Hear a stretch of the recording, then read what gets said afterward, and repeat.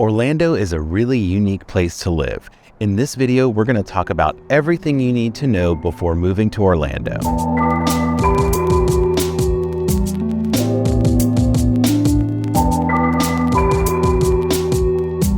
So where is Orlando? Where is it located and what exactly is Orlando? So Orlando is kind of big and small at the same time. So Orlando, the city itself, is in Orange County, and it's big, but it's not huge. But when we talk about Orlando, a lot of times we're talking about the metro Orlando area, and that can include essentially 6 counties, which is Orange, which Orlando's in, Seminole County, which is north of Orange County. Then there's Volusia County, but it's just like that West Volusia, DeLand, Deltona area. And then there's Osceola County to the south, which has like Kissimmee, Point Siena, St. Cloud. And then you have Polk County and Lake County. Now, the lifestyle here in Orlando, it's kind of like a choose your own adventure. If you want to be in an area where there's a lot of things going on and, you can always do something.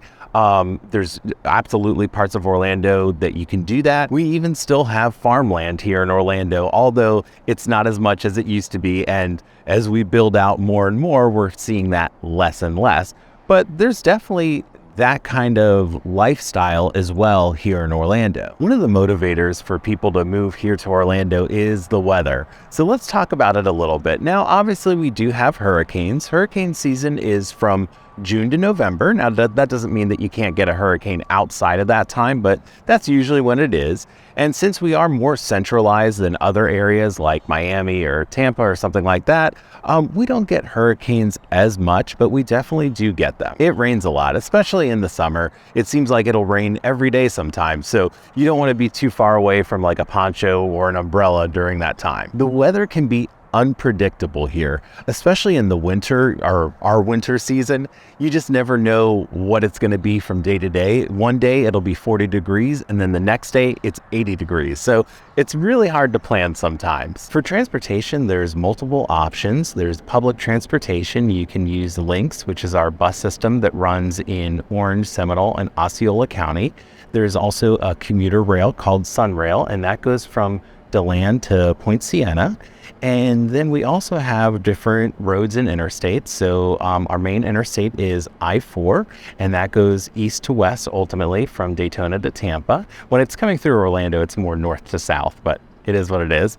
And then we also have many toll roads. So if you're not used to being in a place where we have a lot of toll roads, one thing you may want to do is invest in a SunPass, and it's a little transponder that you have on your car and it pays your tolls for you. So you don't have to go through like the toll system, or paying by your tag can be kind of a pain. Orlando isn't known for being the most pedestrian friendly, but we are trying to do what we can to get a little bit better. So in that regard, there are many bike trails here in Orlando, and they're starting to connect all of them. They're not all connected yet, but they're starting to get there. Where are you thinking of moving in Orlando? Let us know in the comments. If you're enjoying the video so far, a like and comment really helps out the channel, and consider subscribing if you haven't already. If you are a subscriber, I really appreciate the support. If we haven't met yet, my name is Ginader. I'm a real estate agent here in Orlando, Florida. If you have any real estate questions or needs, or you need an agent, something like that, my contact information is in the description below, so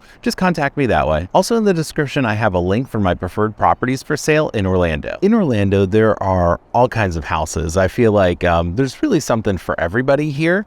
So we have new construction, and when I talk about new construction, there are teardown homes, so homes that were older or whatever, and they were replaced with newer homes, and they might be in more established areas of Orlando, like downtown Orlando, Winter Park, places like that. And then we also have new construction communities.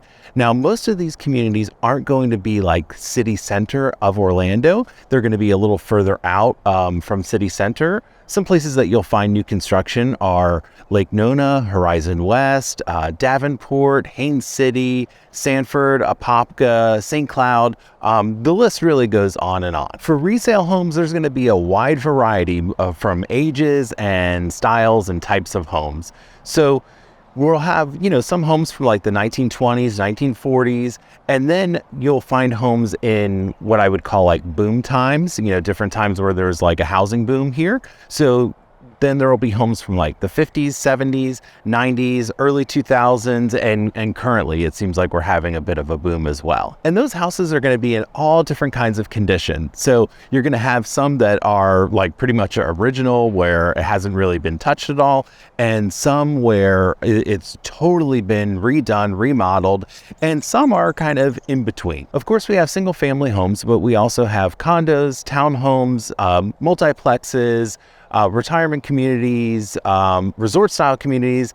There's all kinds of stuff. So basically, there's probably something here for you that might fit what you're looking for.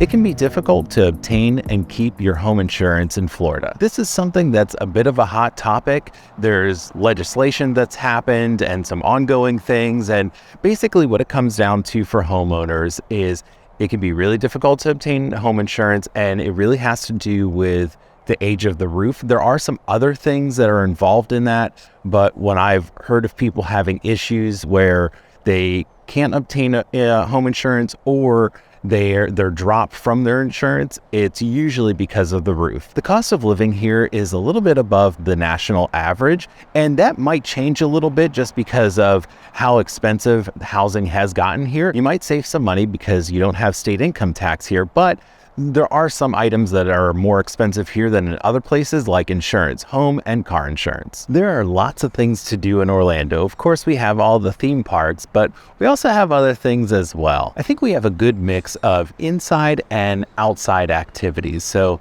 outside activities, we have lots of water. So any sort of water sports or things like that, you can do paddleboarding, fishing, all kinds of fun stuff. And we also have nature trails.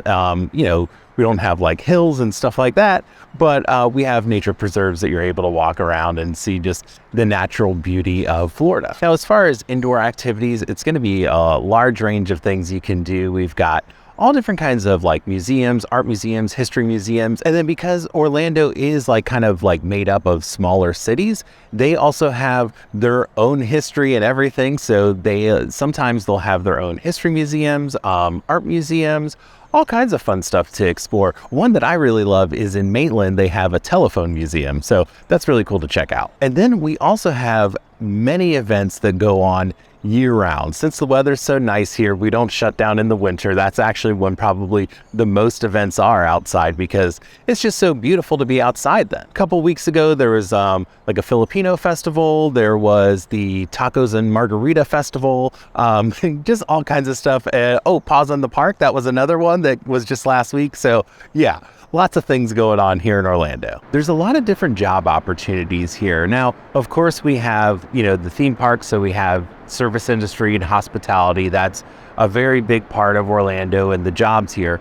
But we're a little bit more than just that. We have some tech jobs. We also have a lot of corporations that have a headquarters here or a big presence here, like EA, Lockheed Martin, Siemens, Tupperware. I think the list probably goes on and on. We also have jobs in the medical field and even aerospace. In the Orlando area, schools are ran by the county. I know in some areas it's the city that runs the schools, but here it's the county for public schools. There are also charter schools that the county runs, and we also have private schools here too. There are religious-based private schools, and then also non-religious-based private schools. And I feel like we have a good amount of private schools. So for us, we kind of did both. We did a private school when our kid was in elementary school, and then we did a public school for middle school, and it was like a magnet school. And now for high school, we're doing public as well, but our kids in dual enrollment. So that means that they're also taking college courses as well.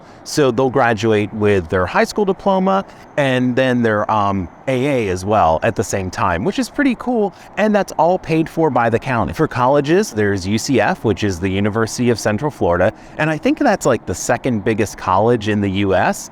And then there's also Rollins College, which is a private college in Winter Park. There's Full Sail University, which is kind of like an art tech school, I'll say. They do like video game design, filmmaking, making music, all kinds of different stuff. There's also Valencia College, Seminole State College, so lots of options for college here as well.